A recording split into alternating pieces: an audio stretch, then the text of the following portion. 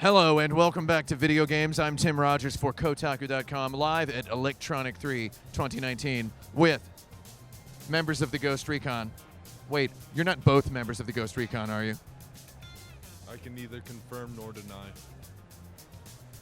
They're tough men, and they were born to kill. And let's take a look at some more stuff that's born to kill. Thank you very much for your time and your service. Let's continue. I've seen a lot of confusion on the internet about what a Ghost Recon Breakpoint is.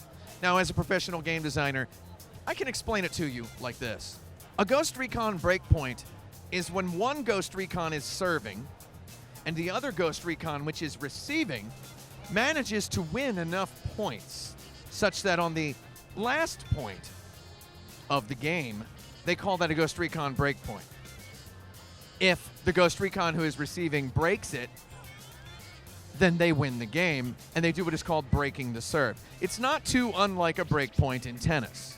That's my joke about tennis.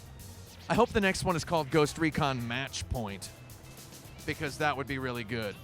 I just had a photograph taken of me. Thank you. Shall we continue? Do you see this? An ominous countdown. E3 is all about countdowns and anticipation, release dates, and such. Let's mosey on over and take a look at what happens whenever whatever happens, happens. That guy on stage, that guy on the left up there, that's Chris Waters. He used to work at GameSpot. I almost said GameStop. I'm sorry. We're not going to edit that out. I want you to know that that's naturally who I am. I accidentally almost say GameStop every time I say GameSpot, and vice versa. It got to a point where for about a period of 2 years, I would only ever say GameStop, whether I was talking about GameStop or GameSpot. That's not even a joke. You can find people who used to know me and now don't because they don't like me anymore because I kept saying GameStop, who will tell you I did do that. I see a little something that's given me nostalgia for my homeland over here. Do we want to go over and take a look at this? Let's take a look at this. Do you see these placards and plaques, these awards and accolades collected above this Disneyland of a door? All accolades awarded to Watch Dogs Legion. Let's take a look. Now, I want to play this game, and I will play this game. I played Watch Dogs 1. I consider Watch Dogs 1 the most interesting game of the PlayStation 4, Xbox One era. I honestly believe it's the most interesting game design-wise, idea-wise, story-wise, for all that entails. Interesting doesn't mean best. It means I think it has the most stuff, themes, ideas, problems, interesting problems, strange issues. Watch Dogs 3 is being called Watch Dogs Legion. They're teasing that you can control any NPC. Now, of course, it's not an NPC if you can control it. They're an NPC up until the moment they're recruited on your team. They are we could call them PPCs, possibly playable characters. You know what? That's copyright me, but I don't care. You don't have to credit me if you want to use that. Just PayPal me $1. I don't know. And now it's set in London.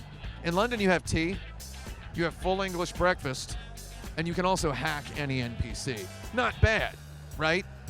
British Museum, and you can steal people's personal information from their cell phones. Spot of tea, a little bit of cybercrime. Now look at all this graffiti.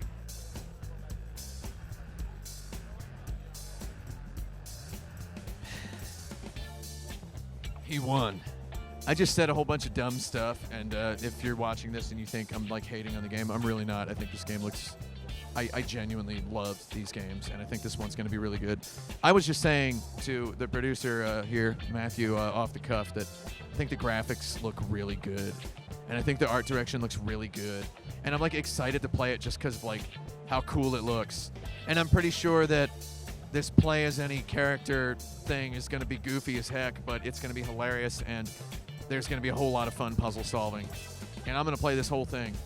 You see this spotlight on the ground? Are you getting this? It's freaking me out.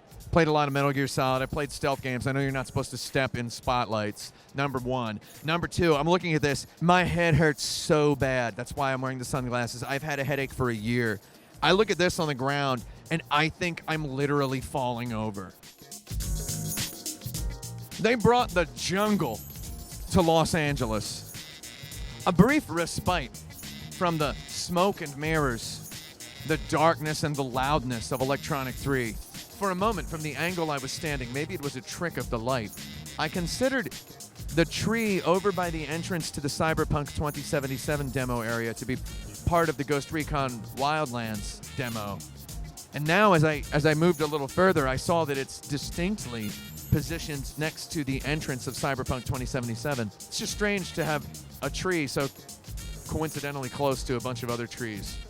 I was thinking we could stop in the merch shop and look at what sort of merch they have on offer, but I see that there's quite a long line of devoted Ubisoft fans who want to get in there and purchase whatever it is they have. I don't even know what they have in there. I'm sure if I went in there, I could get myself one of those shirts with that Ubisoft, like, turd spiral logo on it. I bet I could get one of those. Take it home and freak the dog out. I don't even have a dog. Anyway, stay tuned to Kotaku.com for a little bit more from Electronic 3. And by a little bit more, I mean a lot more. I'm Tim Rogers. I was born stupid. However, I will not die hungry. Video games forever. Kotaku.com at E3 2019.